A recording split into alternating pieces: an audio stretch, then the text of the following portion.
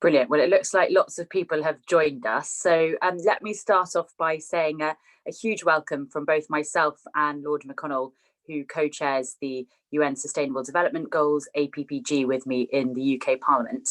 And today's event is in partnership with the British Council. Thank you all very much for joining us. The SDGs agenda provides a universal and global framework that aims to achieve 17 ambitious goals by 2030, which focus on people, planet, prosperity, peace, and partnership.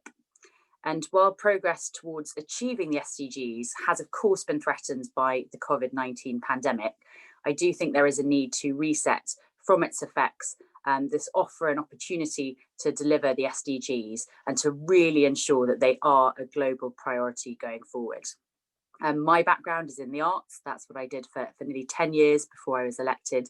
And I do believe that culture is fundamental to our part of life. And it's our traditions and our practices which have been passed down over generations. It's our creative expression of the world around us and our innovative imagination of the future. And I think culture is also an enabler and driver of sustainable development. It's one of the areas which does cut across policy and practice at home and abroad. And I do think it should be at the heart of the SDGs. And I think it's important to frame today's discussion to remind ourselves that there is actually no specific goal in the SDG agenda on culture. And it's also not formally recognised alongside the 3 pillars of development, which are social, economic and environmental. So today we'll be joined by 4 speakers from the British Council to discuss their new report, which I'm very excited about as it explores the value of arts, culture and heritage for quality education, gender equality, sustainable cities and communities, peace and other global challenges. So I'll just introduce our speakers. I'm delighted that we have with us Stephen Stenning, who is the Director of Culture and Development for the British Council, Ian Thomas, who is Head of Evidence and Arts at the British Council, Rosanna Lewis, who is the Culture and Development Lead, and finally Nikki Locke, who is responsible for leading on cultural heritage for inclusive growth. I'm sure you're all extremely used to Zoom calls now after several months of COVID-19. So just a reminder to please have your mute off unless you're speaking. I will be taking questions at the end. So if you do have a question, if you could write it please in the chat box and I'll bring those up at the end and I'll call on you and read your question out to the panel. So now I'd like to hand over Stephen to please provide some opening remarks. Thank you very much, Theo. Hopefully you can all hear me. And thank you also to the APPG for this opportunity and indeed for all of you for attending. As Theo said, my name's Steve Stenning. In British Council, our job titles change very regularly, and actually my job title is Head of Arts and Society. What that essentially means is I oversee sort of cross art form work and work where arts and culture more broadly is making a contribution to challenges rather than necessarily an end in itself. So that includes creative economy work, a big and growing portfolio around cultural heritage, perhaps most notably the Cultural Protection Fund, which is a partnership with DCMS that has been going since 2006 and is doing some extraordinary work, I think, and also culture and development work, and my colleague Rosanna, that I'll hand over to shortly, is sort of leading this work on the Missing Pillar report. I'll also part of my job here is introducing other colleagues. You'll hear from Nikki Locke, who is leading an extraordinary pilot program on cultural heritage for inclusive growth, and then Ian Thomas from our Research and Insight unit. My sort of role is really just to say a few brief remarks to frame the report and 2 or 3 things about what we hope will come from it.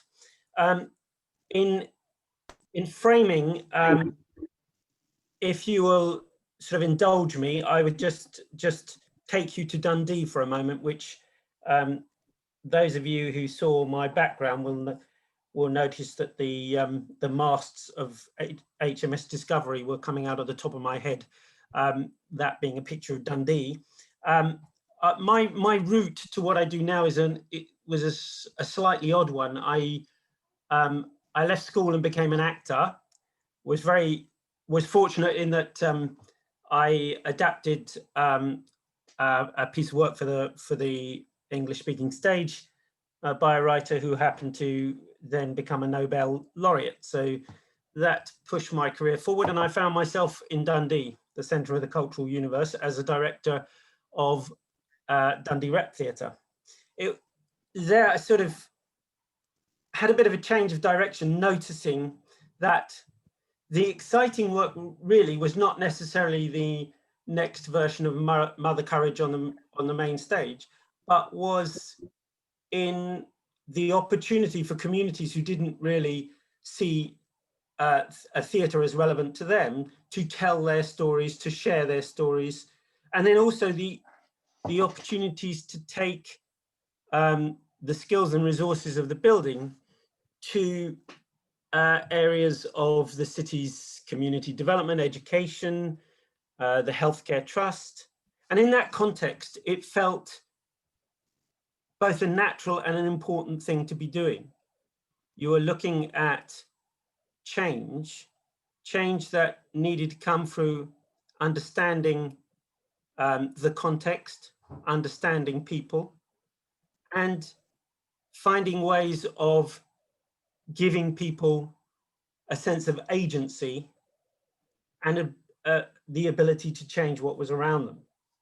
That sort of more intimate, community-based example feels relevant to this report. You look at the Sustainable Development Goals, and they are huge ambitions. And sometimes there's a feeling behind them that through a sort of political and economic will, then perhaps by going to people and explaining what the change should look like, people will change. And I don't think that's how it works. I think you're looking at a culture change, if you like, something much more fundamental. I would just, there's a quote, and it's not the most profound of quotes, but I like it for the fact that it comes from the World Bank report of 2014. And it is that change comes from within. And if you want to initiate that change, then you have to touch people at an emotional level. We think that social arts have the power to touch people emotionally. British Council is a cultural relations organisation, and fundamentally that's about building trust and understanding. Sharing and understanding culture is part of that relationship building. And this report, I think, is a way of showing the value of culture to that process of change. It's also, I think, a tool for the cultural sector, for practitioners and policymakers to appreciate the value of culture in sustainable development.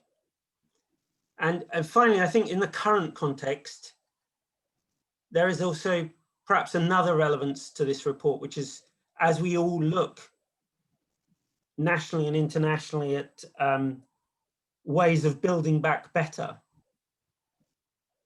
we are seeing that better as being more sustainable, perhaps more inclusive. And the framework provided by the SDGs and looking at how that fits into particular cultural initiatives, I think is really important. So I hope that serves as a bit of a kind of framing, and I want initially to hand over to Ian Thomas, who's from our Research and Insight team in the British Council. So Ian, over to you. Thank you, Steve, and good morning all.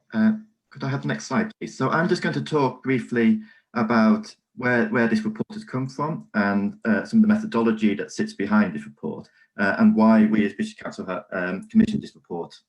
So the question why we commissioned this piece of work, so it builds on the British Council's previous involvement with the Sustainable Development Goals through pieces of research that we've done over the past few years, various events and dialogues that we've done over the past few years. But we also wanted to analyse the Sustainable Development Goals through a cultural lens, that we kind of saw there was a gap at the time of commissioning this report. There was a gap in kind of the kind of evidence-based, the learning, and kind of some of the evaluation work around culture and Sustainable Development Goals. We wanted to demonstrate the value of arts and culture in its broadest sense of sustainable development. So previously we commissioned various thought pieces and various academic research pieces looking at kind of the method and theory around culture and sustainable development. And we wanted to bring all this together through the SDGs. We wanted to present a meaningful way in which arts and culture responds to the agenda of the SDGs, so focusing on economic, environmental and social well-being. So drawing on some of the programs that we have across our global arts portfolio. We wanted to focus on the agenda across our global arts portfolio that encourages a mutual and partnership approach to sustainable development. So as Steve mentioned, taking that cultural relations approach. So as British Council, we take this cultural relations, mutual, co-created approach to our work.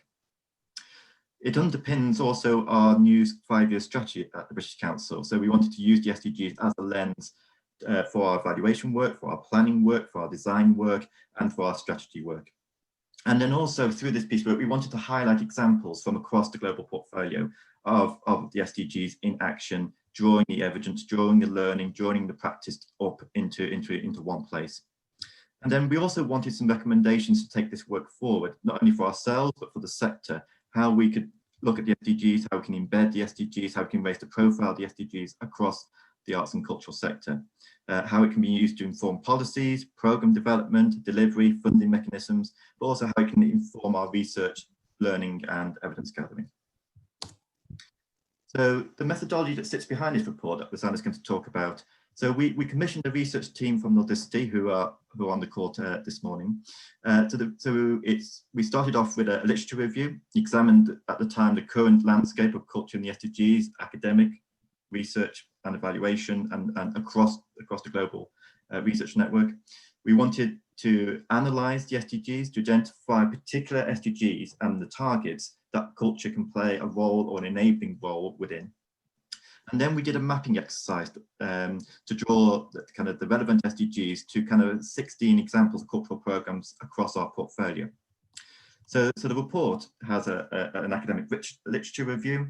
It has an analysis of the relevant targets and indicators that are relevant that culture can play a role within. It has 11 case studies, and it also has a set of recommendations for us and also as British Council, but also for an external audience as well. So I'll just pass over to Rosanna to take you through some of the key findings of the report.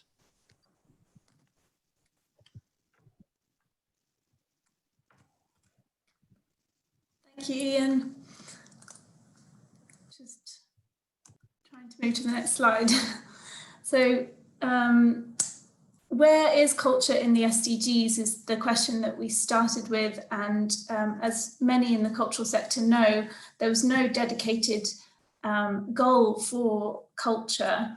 But despite the limitations of the UN Agenda 2030 when it comes to culture, it is actually the first time that culture is properly mainstreamed in development policy, and that it's recognised for its value in terms of cultures and civilizations and how they can contribute to and enable sustainable development.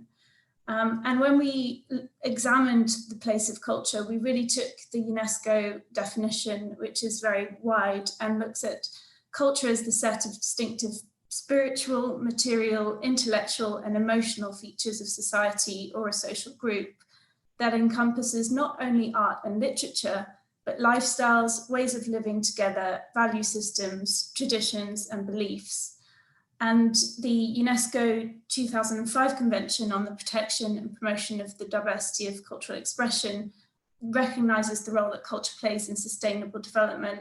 So all of the work that has gone on through UNESCO, through the cultural sector, was translated into the UN Agenda 2030 in the preamble, and certain targets specifically mention culture and its contribution to sustainable development. So target 4.7 is under quality education and recognises the need to acquire knowledge and skills to promote sustainable development, including an appreciation of cultural diversity. Target 8 sees the need to promote decent job creation and entrepreneurship, creativity and innovation. So there's a direct link there. Also in 8.9 around promotion of local culture and products and sustainable tourism. 11.4 on sustainable cities and communities has a specific target around strengthening efforts to protect and safeguard the world's cultural and natural heritage. And target 12.12b looks at sustainable tourism and the creation of jobs that do the job of promoting local and culture and products. So Ian mentioned that we looked at different case studies. We also picked out certain SDGs that, based on the mapping exercise, highlight the place of culture and were very directly related to some of the examples that we provided. So the SDGs we focused on were no poverty, good health and well-being, quality education, gender equality, decent work and economic growth, industry, innovation and infrastructure, reduced inequalities, sustainable cities and communities, responsible consumption and production, peace, justice and strong institutions, and partnerships for the goals. And I'll leave you as an audience to read the report and look at the case studies in more detail, but we wanted to also recognize that a lot of the examples that we provide are in partnership with other organizations such as Nesta, Women of the World, DCMS, and the EU National Institutes of Culture. And the funding streams could come from policy bodies such as FCO and EU, but also from local partnerships with the private sector and the local actors that we work with. And the themes, as you can see, of the different programs align with SDGs thematically and are relevant to other SDGs as well. So from the research, we extracted some of the key values that culture brings, and we've listed them here. So we really saw how culture can broaden opportunities and provide agency for vulnerable communities and foster resilience, particularly in fragile contexts. We also saw how it can enable citizen participation and empowerment for social inclusion, cohesion, and employment opportunities. It can support intercultural dialogue between communities and also between countries. It can advocate for outcomes and prompt wider discussion of contentious issues and the value of culture as in its creative expression and its promotion of different narratives and different stories. It engenders technical, artistic and symbolic skills for development and employability. Cultural and artistic expression can benefit mental health and wider well-being. And arts and culture can communicate important information innovatively and effectively and provide that link between telling stories and influencing policy and local change. Can also ensure that local cultures and products are made and produced sustainably, and it can encourage more local ethical tourism. And culture and creativity can drive innovation, valuing culture also for the protection of cultural heritage, which my colleague Nikki will talk about a bit more later. What the report enabled us to do is actually map some of these qualities that in the cultural sector we're all very aware of to the SDGs and ensure that we looked at what targets and indicators would be relevant to cultural practice and how we could make a more direct connection between the values and the intrinsic value of culture and how we could measure that against the SDGs. So here's just a representation of where some of these qualities have been identified in the different SDGs we looked at. I'm going to pass back to Ian to talk us through some of the key recommendations that came out of the report.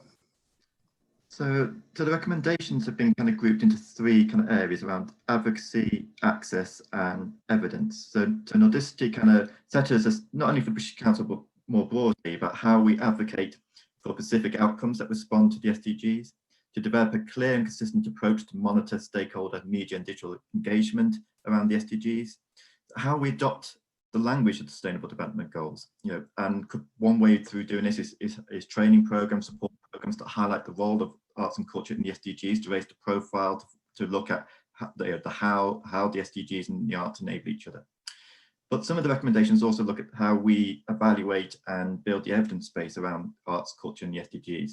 So, for example, in the British Council, we've started now through our theory of change work and our programme design work, looking at how we can embed some of the key targets mentioned in this report into our projects and into our programmes. We've also been looking at how we evaluate, the SDGs and arts and culture as well. How can we better monitor the impact? But also, this involves long-term evaluations, but also being more specific about how we evaluate the SDGs in our arts and cultural programmes. So, for example, one of the things we're looking at is to rerun this report in a couple of years' time, to almost take this report as a mini baseline and to see any change in a couple of years' time around arts, culture, and the SDGs. We also have been looking at how we can use digital technologies. This was pre-COVID, but also during COVID, particularly at the minute, how we can use digital technologies to increase engagement with the SDGs, working with community members and partners to develop and deliver and evaluating cultural initiatives. And for example, one of the programs that Nikki's going to talk about, Cultural Heritage Inclusive Growth, and also another one of our programs around Crafting Futures and DICE, also looks at how we evaluate the SDGs in very particular settings. And then finally, how we address climate change as a cross-cutting theme.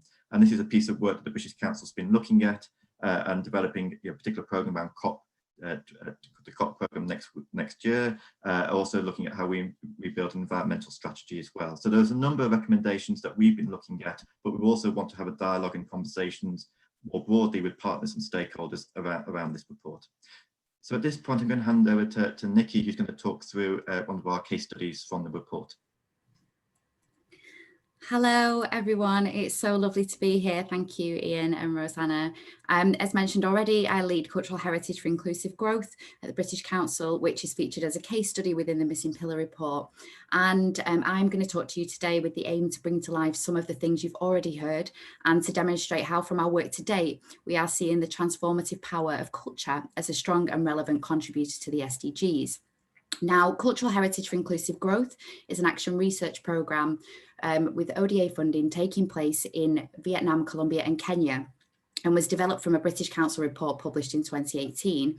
And taking the initial decision to research this came as a development from our work with the Cultural Protection Fund, which Steve has already mentioned, and supports efforts to protect cultural heritage at risk, whilst aiming to create sustainable opportunities for economic and social development. Now, this report looked beyond protection to the value of cultural heritage as a means to support inclusive growth. Now, definitions for cultural heritage, in this case, we include many things from the built environment to cultural traditions, and inclusive growth we see as tangible social economic opportunities for everyone, particularly those on the margins of society. Now, the findings and learnings from this report led to the conclusion that cultural heritage, in its widest sense, can be found to contribute to growth that is inclusive and sustainable if approached in a people-centred way. And also within the report, the connection between inclusive growth and the goals were very clearly highlighted. And the overall concept lends itself very well, because in its essence, it's driven to create a more inclusive, equitable and sustainable future, but through the lens of cultural heritage, which is so vital to our identity as a process as well as a product, and plays a fundamental role in how we live and give meaning to our lives. So in April 2018, the programme began with the mission of taking this report and its suggested approach from theory into practice in a very exploratory and action research manner. And as I've already mentioned, it's been piloted in 3 very different countries and therefore has been interpreted in 3 very bespoke, responsive and unique ways, all with an appreciation of cultural diversity, as you will see in a moment. But really central and at its heart, no matter where it is this really people-centred, inclusive participatory, co-designed and locally led ethos. And we're really focusing on local approaches to global challenges through cross-society collaboration, skills development and wider engagement in cultural heritage. And as you can see there, we've got a really good list of partnerships, really wide-ranging: libraries, museums, communities, universities, training centres, festivals, ministries, local authorities and funding bodies. Now, we are a case study under No Poverty in the report, and I hope from what you're about to hear you can see why. However, as listed at the bottom of the slide, it's actually relevant to many. So I'm going to give you a really quick whistle-stop tour to our 3 programme countries, with a little extra time spent in Kenya, to demonstrate the value of culture as a means and process to help meet the SDGs. Now, as we are time limited, I'm not going to go into depth on matching kind of activity to specific targets or indicators, but much more detailed information on this and other case studies can, of course, be found in the report. So next slide, please, Rosanna. Thank you. So first of all, in Vietnam, our Heritage of Future Past project seeks to protect and revitalise the country's music and film heritage that is underrepresented or at risk of disappearing. Now here you can see a photograph of the Bana women playing a gong at a local festival, and that's been one of the cultural practices that we've been looking at safeguarding with the communities. So through working with ethnic minority and rural groups, the Community Cultural Heritage Strand has, amongst many other things, developed education programmes and community-based tourism, which has involved participatory decision-making, shared governance, strengthening local products, skills development, improvement in environment and sanitation, stronger relationships with local government, within the community and with others. And these actions have really helped to look after the village and develop its local economy, with people taking a lead in their own livelihoods, whilst also preserving their cultural identity in a sustainable way. Next slide, please, Rosanna. Really whistle stop, apologies. In Kenya, our Culture Grows programme is aiming to increase visibility, ownership, accessibility, inclusivity and transmission of cultural heritage by promoting contemporary practice, youth participation and technology. And one of our really key partners has been Book Bunk, which is a charitable trust led by 2 incredible women focused on the renovation and restoration of library spaces, as well as the installation of new libraries into public spaces in Nairobi.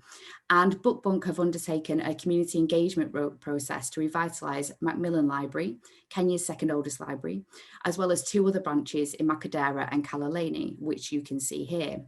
Now, I went to visit these libraries back in, I can't remember, it was a while ago now, but kind of in the midst of the programme starting.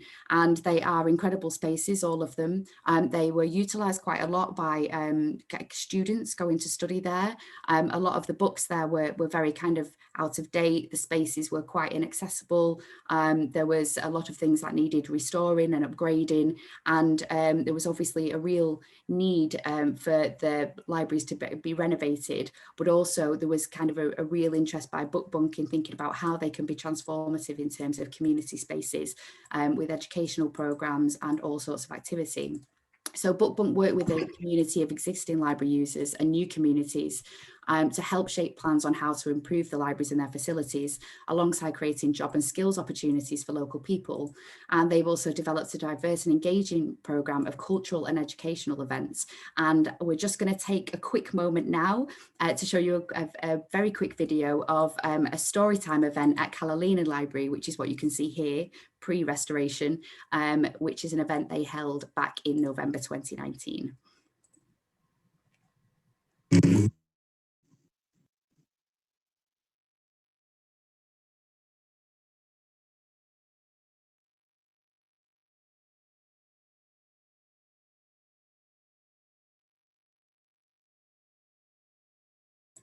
I think we may be having some, oh, there we go.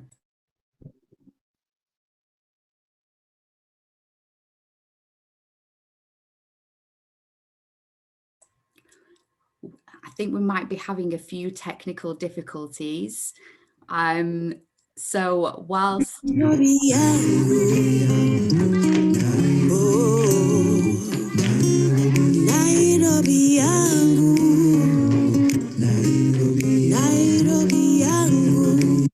Wakati wa taabu, wakati wa shida, umetulinda, umetufariji.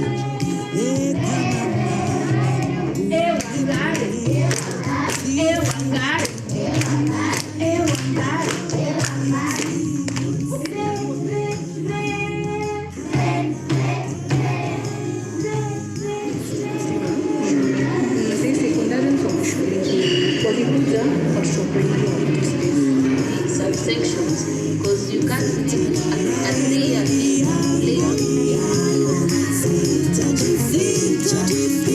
nyumbani na sitaki kibali na maji vile umeitwa amani twataka hatuwezi pinga. Nairobi yangu, Nairobi yangu, Nairobi yangu, Nairobi yangu.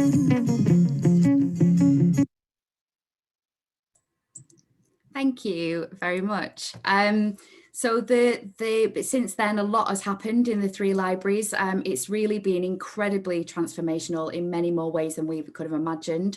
And Book Bunk have also taken, as well as kind of restoring the libraries, looking at educational programs and cultural programs, they've also really taken a focus on gender equality, enabling more women and girls to participate and kind of design activities that they would go and access and take part in, which has been fantastic.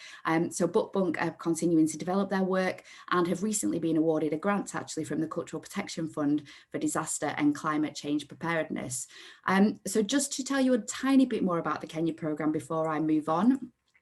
We also have been working with HIVA in East Africa and have been supporting a seed funding and hybrid loan facility, which has kind of really helped stimulate cultural heritage startups in Kenya, particularly with young people, intending to create inclusive development.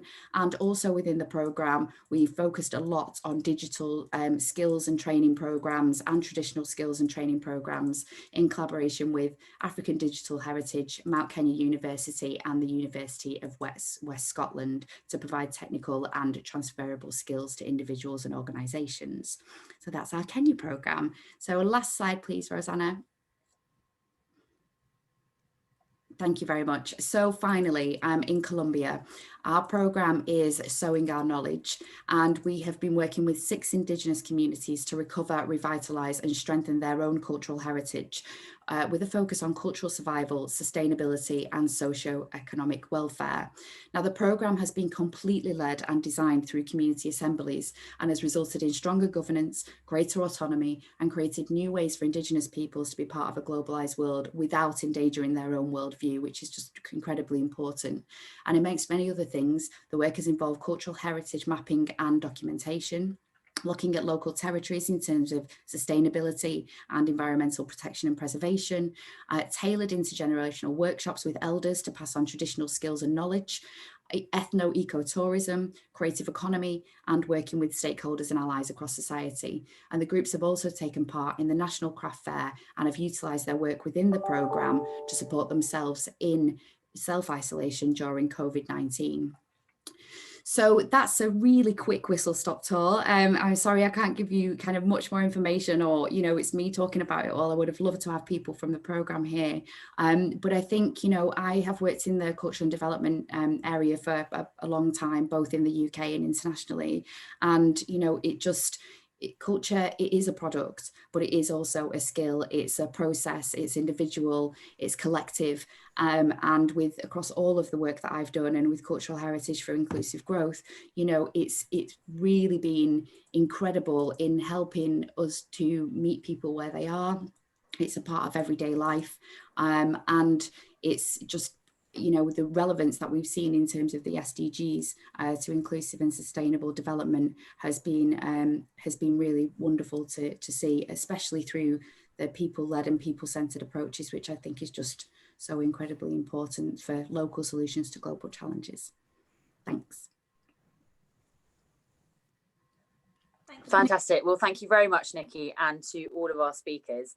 Really interesting report, and I do think it's very clear that culture has such an important role to play in helping to deliver the SDGs, and fascinating to see the mapping you've done of each of the individual goals.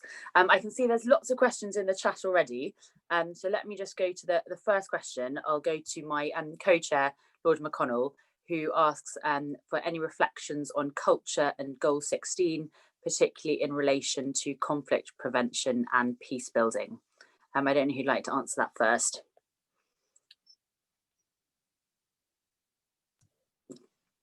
Stephen, you've unmuted. Do you want to jump in? Sorry. Sure. Yeah. I know that Rosanna might want to reflect on the, you know, the specific entries in the in the report. This is a kind of more anecdotal way around, I guess. I'm just aware through the Cultural Protection Fund of we've done a great deal of work here with Syrian refugees, and it's there was a research undertaken by Goethe about what was really important and significant to people as they were in the, suffering from displacement away from their home and families, and in that context of a refugee camp, then it was surprising that when that was, or perhaps not that surprising, but when it came down to particular interventions that could make a difference to people, some of them were things like ingredients that if ingredients that were familiar to them and struck a chord, felt like they were the things that they would gather from markets back in Syria, and therefore allowed particular recipes to be developed. There was then coming from that a direct connection to a sense of resilience, to a sense of cohesion, to belonging. And I think it's sometimes those very direct connections to what you feel you have lost that can provide a sense of optimism for the future. Photos, possessions, customs, traditions. And you see that very strikingly with projects under the Cultural Protection Fund, where you're gathering stories, sharing stories, connecting people very directly with their culture, and helping through that to provide a sense of kind of resilience, and as I say, hope and optimism, which is often the key thing. Brilliant, thank you. And I myself have visited the British Council's programmes working with refugees from Syria, and I know you're doing some excellent work on that. I'm going to go for the next question to Arts Council Wales. Have asked, as arts and culture has devolved in the UK, and indeed its strength is in localities, it's quite disappointing that Wales is not mentioned, and only one of the 4 arts councils consulted was Arts Council England. So how are you going to ensure that this work is going on outside of England and is also being considered? Yeah, so most of our programs are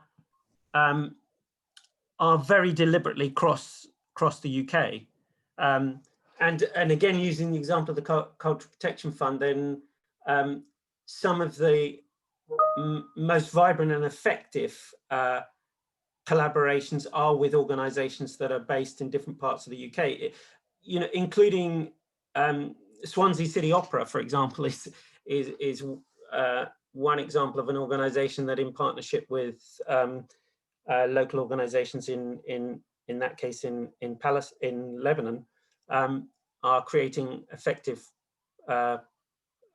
projects. So my message would be that the work we do, not least because it is under official development assistance, is very much UK wide, and in consultation, the organisations that contribute to most the initiatives are also very deliberately UK wide ones. And again, in that example,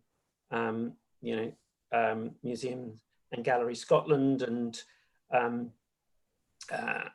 the Historic Environment Scotland have been key contributors. But Rosanna, I know you want to come in. Yeah, just to sort of pick up on the direct ask there, I think with this report, it was more a stopping off point and an analysis through literature review of where are we today. And I think the Wales, Scotland, Northern Ireland all contributed to the National Voluntary Review, and there are mentions in there of how the Wales Wellbeing of Future Generations Act has that specific goal on vibrant culture and cohesive communities, globally responsive responsibility.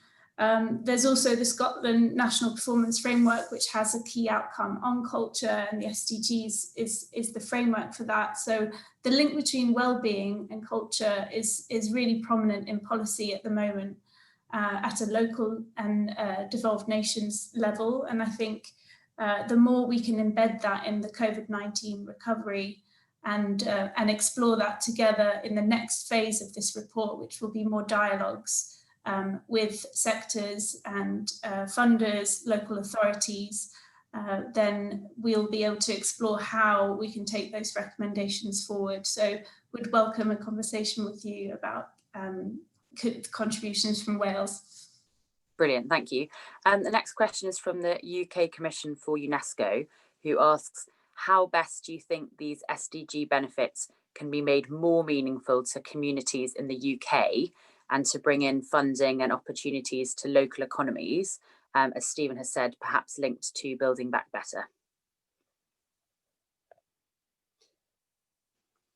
I think part of it is a sort of process, if you like, of socialization. It was, I was initial stage of the report.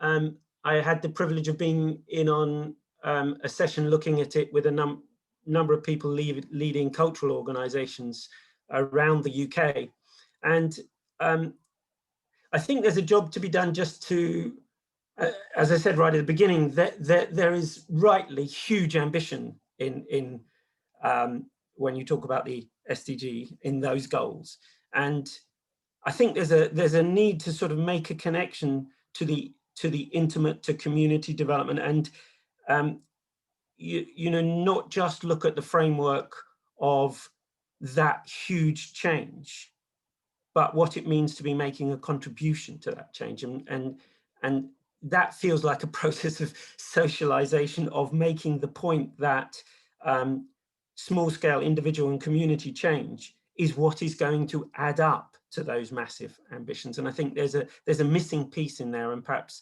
that's why that's part of the reason we chose to call this the missing pillar, perhaps. Brilliant. I'm going to take another question because there's quite a few in the chat. I've got a question from Harriet saying, I'd be interested to hear about your approach to the SDGs complementing and supporting human rights-based approaches, particularly in terms of disaggregated data for monitoring and evaluation. And they'd like to know your thoughts on how to present the connections between the SDGs and human rights, particularly for policymakers.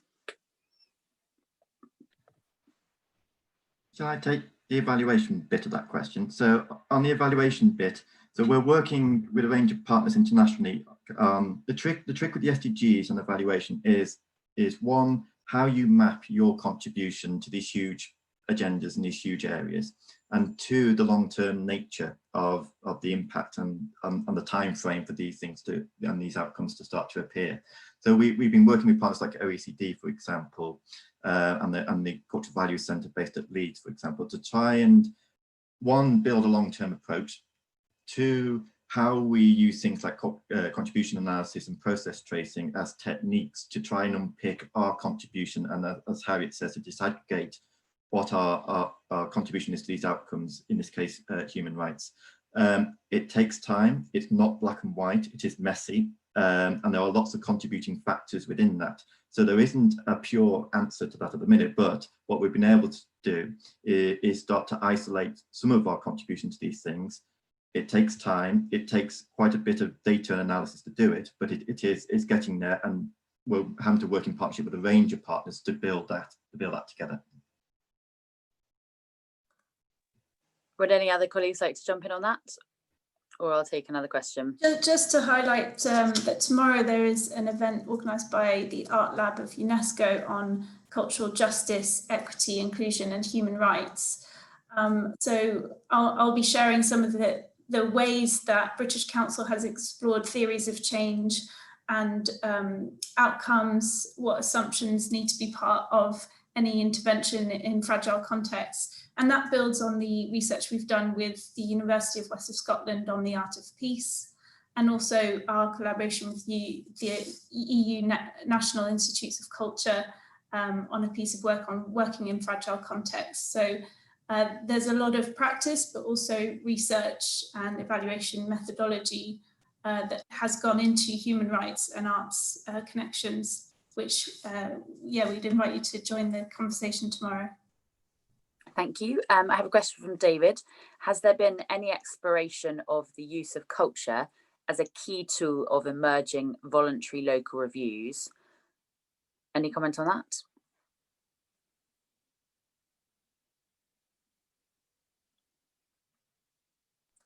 Just to highlight the SDG Bristol Alliance, who have local voluntary review guidelines, and culture is part of their response at a local level. So I'd encourage people to look into the Bristol SDG Alliance example on that. Brilliant, that's very helpful to know. And also in the chat, people have been posting links to various reports and events that have been mentioned, so do have a look. I have a question from Francesca saying, why didn't you consider SDG 2 or 15 in your analysis, as the final case study you presented on Indigenous people seemed to be very relevant to those two goals? Shall I take that one? Yeah, go ahead, Rosanna. Okay. So we looked at 16 of our programs that were global, that responded in some way to sustainable development directly, and that were cross-cutting and geographically wide. So, and that were happening from 2015 onwards. And from the examples we had, there were no sort of direct connections to SDG 2 and 15, although there's a lot of indirect results and impacts that we can see from some of the work. So that's why we didn't highlight them. But of course, culture sits across all of the SDGs, and all the SDGs are interconnected. So yeah, there's definitely scope. And there's also not so much focus on climate action, which is one of the recommendations that came out that we do need to start focusing more on. Fantastic. I have a question from Ewan saying, we talk about the importance of culture, and his question is, what can be done to put culture at the heart of everything being done as we come out of COVID-19, deal with Brexit?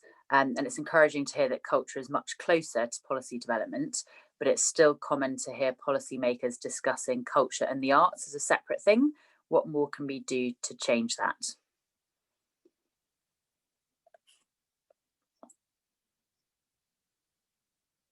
Who would like to jump in? Stephen, go ahead. I'll leave that to Steve, yeah. I think it is about that sort of ensuring there is a kind of broader understanding when we're talking about culture, that we're not getting into that kind of debate about use or ornament, you know, of whether I think it's a kind of destructive debate to get too much into the thing of instrumentalization on one hand, and kind of art for art's sake on another hand. I think the important thing is to keep it in the framework of culture as an understanding of what is driving people kind of spiritually, intellectually, emotionally, and that when you're looking for that framework, it's about, you know, understanding what drives people, and including room for the expression of people's culture and identity. And it then feels both logical and important that is part of shared and mutual work towards change. I think it's very important not to be sidetracked down that sort of battle of instruments, but rather there is a need for that wider and cultural approach, more cultural approach, as you're working with people who are coming from different starting points across the world. Brilliant, thank you very much. And I'm conscious of time, so I'm going to take two final questions. There's a question from Emmy asking, how best can SDG 16 help the conflict in Ethiopia in its current situation? Perhaps I'll just mention the case study that we included in the report, which was Artivism in the Horn of Africa. So working with young people in Sudan and Ethiopia, and providing them opportunities to explore how arts and culture can really make a difference on the ground in their communities and address some local issues. So that program, one of the participants has ended up working for the Ministry of Peace in Ethiopia. And I think seeing young people as the future leaders, the custodians, those who can, who are still learning, who are still developing their own culture, to work collaboratively and look at what needs to change at a local level and how arts and culture can contribute to that. Obviously, in any conflict, the main starting point should be sort of place, people, and how, what are the opportunities and the needs and ways in which change can happen. But there are long-standing historical, ethnic, religious tensions that will inevitably flare up if peace is not embedded as a more long-term process. So I think there's no easy answer, as Ian said. It is a long-term thing, and it takes time and engagement. But if your starting point is culture and people, then there's more chance that that peace will be long-lasting. Thank you. And I see Rosanna's posted a comment that the British Council has done some research on the art of peace with examples from Colombia, Syria and Rwanda. And so I'm going to take final comment from David, who says there needs to be a stronger link between community development and sustainable development. Would any of you like to comment on how to achieve the SDGs using community development? I guess I could take a quick go at that, if that's okay with everybody. So I mean, with cultural heritage for inclusive growth, I think, you know, there has been a really strong element of community development through the lens of cultural heritage, and I think that it has been really important. You know, what we've seen is through people kind of participating in their own growth and their own sustainable development and coming up with their own solutions and ideas to challenges and issues that they find in their communities and they want to improve. That's been really important. So there isn't, for me, I agree, you know, there isn't a disconnect. It's the things that we've seen through the programme, and you know, there isn't one size that fits all, and I think that's really important. And it's also really important that kind of culture, community development, sustainable developments are seen as a holistic thing. And that's the thing with the work with the Indigenous communities that we're doing in Colombia as well. It's seen as a holistic approach. It's not just this, it's not just that, it's all together. And I think kind of really using culture as a means and as a way to kind of think about what people want to preserve, and how it can also give them more value in terms of their own lives and their own development and future. It's just been a really interesting process. I agree. Thank you very much, Nikki. Well, I'm conscious of time. Thank you all very much for submitting your questions. I thought that was a really insightful and interesting discussion. And thank you to the British Council for producing such a thoughtful report on such an important topic. Thank you very much to all of our speakers. Particularly appreciated some of the case studies where you gave us examples in Kenya and other countries of exactly what you're doing on the ground. And just to wrap up, say this is actually our last event for the APPG for the UN Global Goals for Sustainable Development for this year. So thank you very much to all of our members for your support and engagement over the last year. I hope you'll have a great Christmas and New Year, and myself and my co-chair Jack look forward to seeing you for our new programme starting in 2021. So thank you very much, both to the British Council for organising this and to our Secretariat Bond. Have a lovely holidays. Many thanks.